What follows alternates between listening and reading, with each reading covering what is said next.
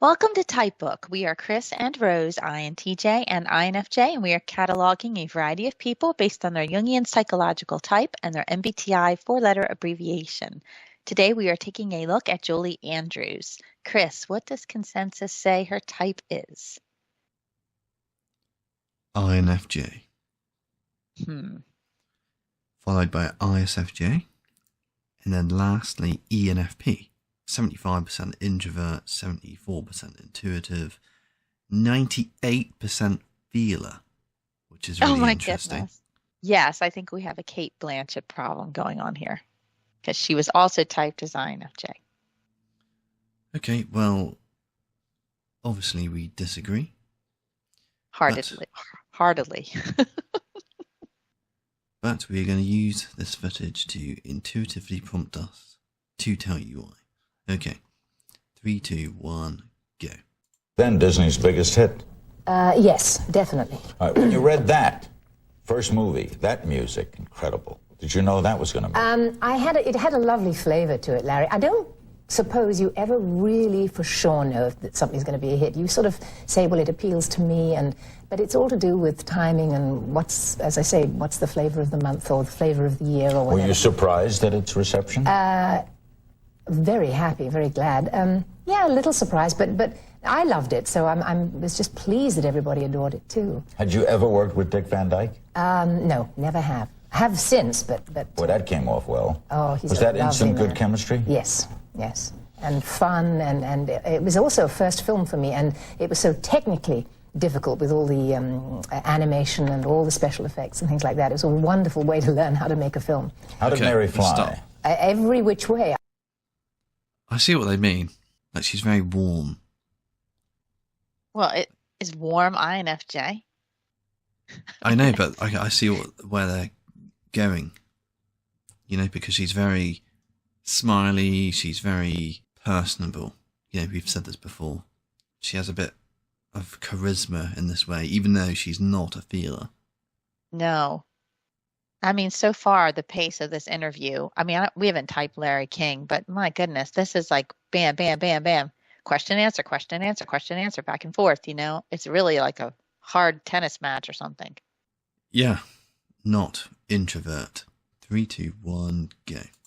I mean, every way that they could fool the eye and you know, and make it happen without your spotting it. Where along in here did you meet Blake Edwards? I met Blake in about 67, I think, something like that. And we were married in 69. Maybe I met him earlier than that. Was it an instant like? Yes, it was, yeah. Were you a fan of his work? Yes, tremendous. In fact, about 3 weeks before I met him, I'd gone to see a double feature of those wonderful Pink Panther films. And then I got a call that he'd like to speak to me about a film. And I met him, and I'm afraid it was instant. Which film did you do for Blake? I did, the first film we did together was a musical called Darling Lily, which was not... Okay. So she's talking about how she met her husband, her future husband. And Larry says, was it instant? Like, was it love at first sight? And she says, yes, it was like I liked him or something. And then later on she said, I'm afraid it was instant. That is a very strange statement. I'm afraid it was instant. I'm afraid it was love at first sight. That is not. That is a very interesting INFJ statement. Yeah, that is not any kind of idealistic speak there. I mean, if I were to speak about meeting someone, it was love at first. I would like, oh, it was love at first sight, and then I would just wax poetic about it, you know, like talking about it in that way. I'm afraid like it was love at first sight. How romantic. Instant. Yeah, I'm afraid it was instant. Almost like I'm embarrassed that it was like that. Like I never thought that would happen to me. Yeah. 3, 2, 1, go. Not a huge hit, but it was a great joy to make. Now about The Sound of Music. How did that come your way? Well, I had made Poppins and I had done Emily. And I honestly don't know. I just sort of... That is one of those wonderful screenplays that does come across one's desk, and I think it came through my agents. It was just an ordinary approach in a way, but gosh... Who had done that on Broadway? Mary Martin did it on Broadway. That's right, Yeah. With Theodore Bickel. That's right, yeah. And I thought that she would have done it, but I guess people thought otherwise. But anyway, it was a marvelous. Now, that was a hit Broadway show. Yes. But not a smash. It was a hit, but not through the roof. It wasn't My Fair Lady. Yeah, the Rodgers and Hammerstein Foundation were generous enough to say that it was one of the few musicals that transferred to film where it was more successful on film. That's right. That's what I was leading And I think to. The King and I perhaps worked that way, the original film of The King and I, and certainly Sound of Music. Sound of Music was a bigger movie than it was a Broadway That's play. right, that's right, yeah. Why did it work so well? Because you could expand it so Oh, much? my God, I mean, look at all the themes, Larry. I mean, lovely children, lovely countryside, lovely Okay, theme stop. altogether. I mean... Just doing the name thing again. Yeah, there is a certain manifestation of ESTJ that I think fools people. You have your Jamie Lee Curtis heavy hitter, right? Like Right. in your face that TE is just like, you know. You have that kind of Very manifestation. no nonsense. Yes, yes. I think what most people see out there, quote unquote, as ESTJ, you know, the ones they would say, oh, those are the Karens, you know, of the world or whatever. Right. The ones that are quick to tell you what they think. This is what I think about. This is how I see it. And you know, take no prisoner sort of thing. That's the kind of Jamie Lee Curtis manifestation. But then we have the other one, which is probably more related to upbringing, background, training, all those sorts of things. So I don't Yes. really know much about Kate Blanchett, but she comes off very similarly to Julie Andrews here. They're more personable. And I feel like they've been taught that by someone. Yes. It's like they're more compassionate, Right. you know, rather know. than just like brutally saying what they think necessarily. Yeah, They're a bit more like... And I can't prove it, but my guess is that they've been taught that because I know an ESTJ who is very similar to this. In fact, I know two ESTJs, and they both had ESFJ mothers, coincidentally. And so they're the same. They're the same as Julie Andrews. They're very much, they use people's names. They're very warm in how they speak to people. Yeah, they touch you on the shoulder when they say your name or something.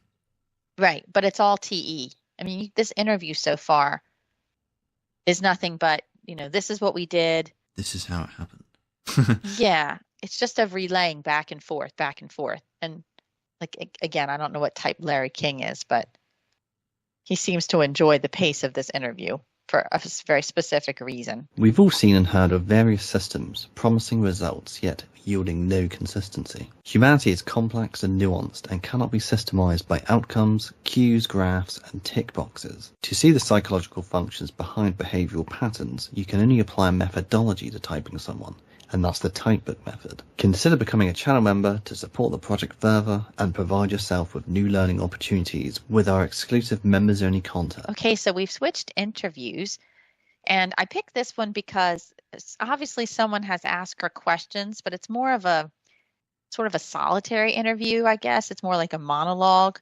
And I think this is important to watch because if she's an INFJ, if she's an intuitive, if she's a feeler, you should see certain things here in this interview that you're not going to see. Like there isn't any wandering that we saw. Who did we type that was in the empty theater?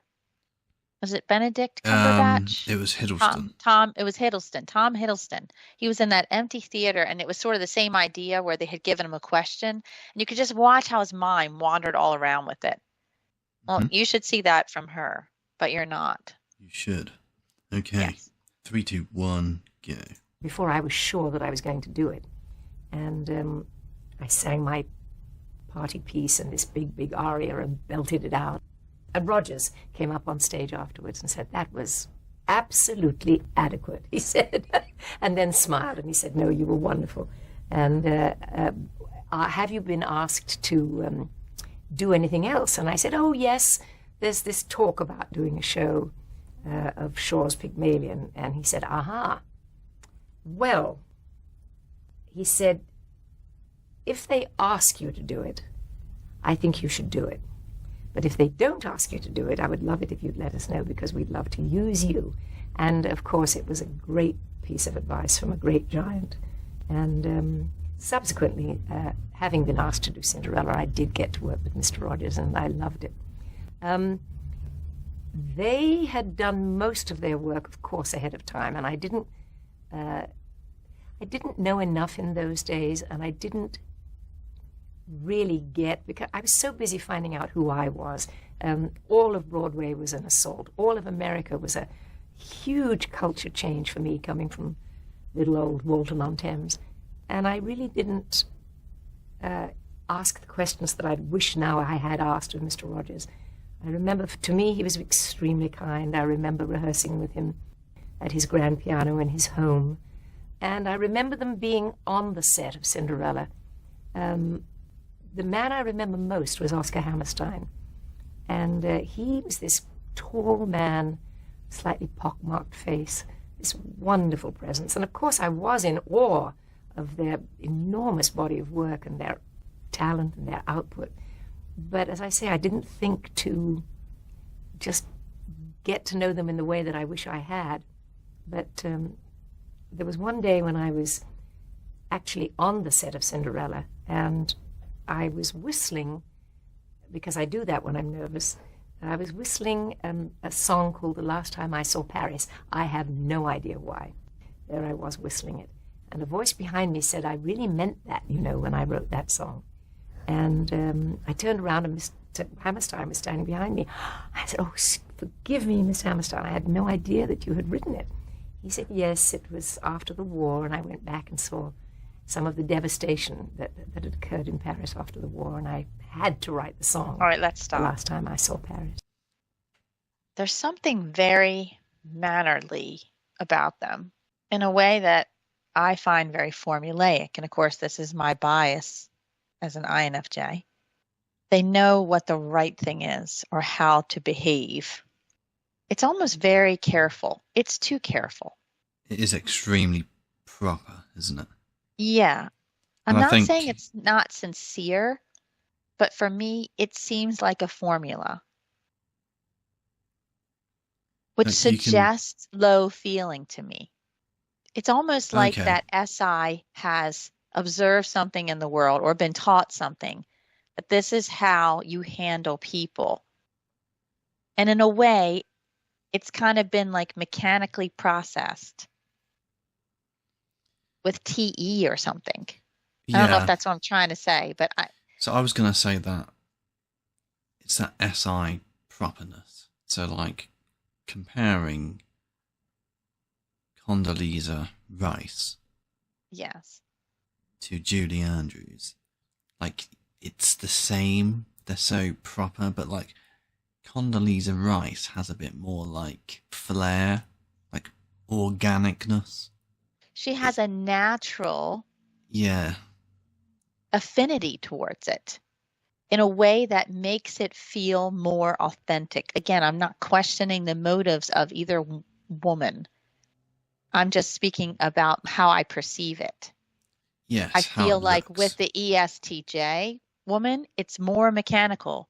I've learned this and this is how it should be. And it doesn't feel as organic. It feels a bit more put on. It's nice. I'm not saying that this is how she really is deep inside. That's not what I'm saying. But I think it's the output. It's what we It's what it looks see. like. It's what it looks like. Exactly. Yeah, I'm certain inside she believes Yes. everything that she Of manifests. course. But I think Right. it's the FI. I think it's that low FI because she has to have formulated it in some way in order to make it happen. Whereas FE doesn't have to do that. You know, FE has an easier time in the world in this way. So for that ESTJ that has the higher SI and the lower FI, it's kind of like input, proper behavior. This is what it looks like. Okay, output. It's more, I guess that's what it is, really. It's like she's thought about how to be mannerly rather than actually felt it. It's processed Yes. through her thinking. I think sometimes it can come across a little insincere. Yeah. Like not real. Put on, that sort of thing. Well, I mean, would you perceive it that way as an FI user? I mean, because you have a similar struggle, I'm sure. And I know you approach your life, and I don't go too introspective on me here, but I'm just saying that I think that for you, you probably are more thoughtful. In other words, you process it through the thinking, like, oh, I probably should be this way, therefore I will be this way. Versus with me, I don't have to think about it. I just am. I know because I have the FE. Yeah, but for me, like, the SI thing's not a problem. I'm more like, You're less concerned, right? Society says this. Well, Yes. you know what? I don't really feel like that. Whereas the ESTJ is more concerned because of the SI. Yeah, I almost think the ESTJ must be respected by their peers. It's very important, right? To be respected and to be upstanding, and because that's the value, it's the predominant value of STJ types. They want to seem ideal. They are kind of idealistic in this way. They want to come across like they are respectable and accomplished, and they've raised their children correctly, and this is their predominant value in most cases. Thank you for watching this video. Please give us a like, subscribe to our channel, leave a comment or typing suggestion, and share this video. Don't forget to check out our YouTube channel memberships, which can be accessed with the Join button below the title of this video. Your support is greatly appreciated, and we'll see you on the next video.